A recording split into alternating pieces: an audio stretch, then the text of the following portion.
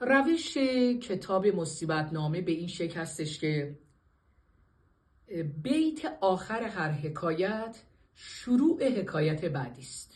پس این بیت اینجوری بود که یاد آن بهتر که آرام آورد، چقدر خوب یاد خدا آرامش بیاره و آرام آرام در دام او بیفتیم، یعنی آهسته و پیوسته مار را چون مور در دام آورد. حکایت بعدی در رابطه با ماری است که به دام افتاد. مار افسای یکی حربه به دست، کرده بود بر مار سوراخی نشست. یک مارگیری سر سوراخ یک ماری نشسته بود که مار بگیره. هر زمان می ساخت معجونی دگر، هر نفس می خواند افسونی دگر. هی چیزای مختلف میخوند، افسون میخوند، معجون میخوند تا بتونه مار رو به دام بندازه.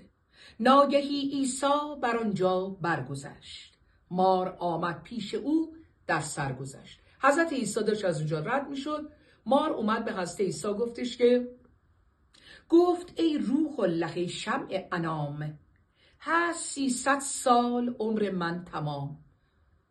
ای عیسی محترم، من یک مار 300 ساله هستم، مرد 30 ساله مرا افسون کند، تازه سوراخم مگر بیرون کند. این مرد 30 ساله مارگیر میخواد من از سوراخ بیاره بیرون، من مار 300 ساله رو. رفت عیسی عاقبت زان جایگاه، چون دگر باره فرو آمد به راه. حضرت عیسی از اونجا رد شد و بعد از یه مدت برگشت، دید مرد را گفتا چه کردی کار را، گفت اندر سله کردم مار را. به مرد گفت چه کار کردی به اون مارگیر؟ گفت مار رو کردم تو کیسم. شد سر آن سله عیسی برگرفت، چون بدید او را سخن از سر گرفت.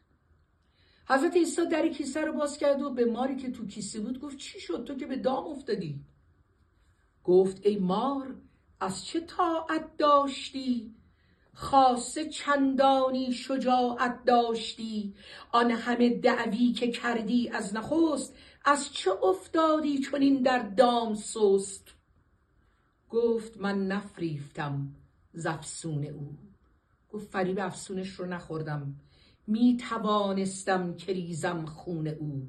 لیک چون بسیار حق را نام برد، نام حق خوش خوش مرا در دام برد. حق گفت، حق کرد و منو کشید در دامش. چرا به دام ما کسی نمیفته؟ چرا نمیتونیم کلام حقمون رو به گوش دیگران برسونیم؟ یا حق نیست یا حق گفتن رو بلد نیستیم. لیک چون بسیار حق را نام برد، نام حق خوش خوش مرا در دام برد. چون به نام حق شدم در دام او، صد چو جان من فدای نام او. وصل همچون آتشی جان سوزدت، یاد باید تا جهان افروزدت. این حکایت و این منزل یاد خداست. الا به ذکر الله تطمئن القلوب و حکایت های